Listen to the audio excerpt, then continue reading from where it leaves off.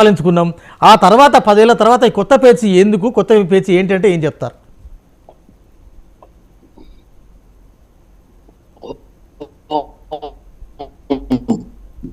మొదట గతప్పుడు అటు చంద్రబాబు నాయుడు ఇటు ఉన్నది. ఈ ఇద్దరిని కూడా ట్రిబ్యునల్ అనేక పర్యాయాలు కూడా కేంద్రం ఢిల్లీలో మీటింగ్లు ఏర్పాటు చేయడం జరిగింది. ఆ మీటింగ్లకు ఒక్కొక్క మీటింగ్ వచ్చేది, ఒక మీటింగ్ రాకపోయేది. ఇట్లా కొంత ఇంతకు ముందు రామ్మోహన్ గారు చెప్పినట్లు ఏదైతే మన బ్రిటిష్ ట్రిబ్యునల్ ఇచ్చినటువంటి తీర్పు ఏదైతుందో అది మనకు అన్యాయం అయింది. కాబట్టి దీన్ని మేము సుప్రీంకోర్టులో తేల్చుకుంటాం అనేటువంటి విధంగా ఈ రాష్ట్ర ప్రభుత్వం వెళ్ళడం జరిగింది.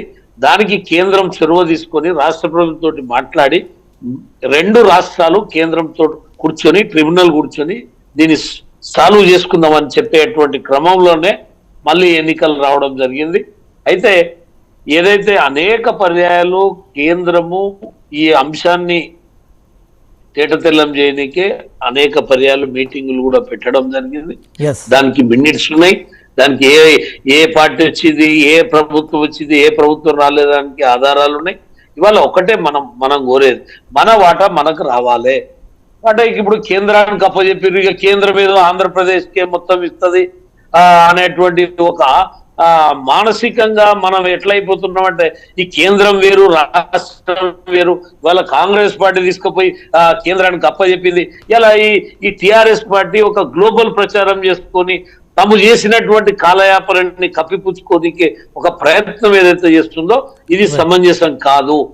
కేంద్రమైనా రాష్ట్రాలైనా రాష్ట్రాల ప్రయోజనాలు వాళ్ళు 2 రాష్ట్ర ప్రభుత్వాలు ఒప్పుకుంది ఏదో ఏకగ్రీవంగా ఏదో ఇట్లా ఈ 10 ఏళ్ళు నియంత పాలన చేసినట్టు మేము ఇది డిసైడ్ చేస్తున్నాం పో అని చెప్పేటువంటి పరిస్థితి ఉండదు. కాబట్టి దాని తర్వాత కూడా ఇంకా కోర్టులు ఉంటాయి, ఎక్కడెక్కడ పోవాల్సి వస్తుంది. ట్రిబ్యునల్ ఇచ్చిందే అనేటువంటిది కాదు. కాబట్టి ఇవాళ గత 5 సంవత్సరాలు అక్కడ జగన్ గాని ఇక్కడ కేసీఆర్ ఉన్నప్పుడు వ్యక్తిగత ప్రయోజనాల కొరకేమో మంచిగానే ఒకరినొకరు సంప్రదించుకున్నారు, పనులు చేసుకున్నారు. మరి ఎందుకు కృష్ణా జలాల మీద ఈ ఆలోచన లేదు? కృష్ణా జలాలు అనేటాళ్ళకల్లా మాకు అసలు పడదు అన్నట్టు నటించారు అంతే. ఈ 5 సంవత్సరాలు నటించి కాలయాపన చేసినారు. ఇలా ఈ దేశంలో అనేక పెద్ద పెద్ద సమస్యలకు పరిష్కారం దొరికింది. ఈ కృష్ణా ట్రిబ్యునల్ కానీ కేంద్ర ప్రభుత్వం రాష్ట్రాలను కూర్చొని పెట్టి దీనికి కూడా సరైన పరిష్కారం వస్తుంది. దీన్ని లేదో టిఆర్ఎస్ వాళ్ళు కేంద్రానికి ముట్ట చెప్పిర్రు, అప్పచెప్పిర్రు. అలా కేంద్ర రాష్ట్ర సంబంధాలని టిఆర్ఎస్ పార్టీ ఏ రకంగా వాళ్ళ ప్రయోజనాల కొరకు ఏం చేసిండ్రు, ఏ రకంగా వివరించారు ప్రపంచం అంతా తెలుసు, దేశం అంతా తెలుసు. ఇవాళ కొత్తగా మేమేదో చెప్పడం కాదు.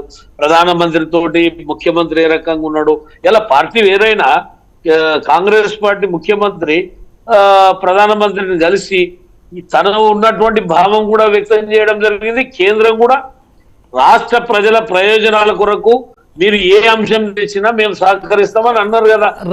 గతంలో కూడా టిఆర్ఎస్ పార్టీ ఎన్ని చేయించుకోలేదు. కాకపోతే రాజకీయంగా జాతీయ పార్టీ పెట్టి ఇంకా ఈయన ప్రధానమంత్రిని తిడితే నేను ప్రధాని అయిపోతా అనుకొని తిట్టడం వల్ల ఆచార్య గారు మళ్ళీ వస్తాం దగ్గరికి.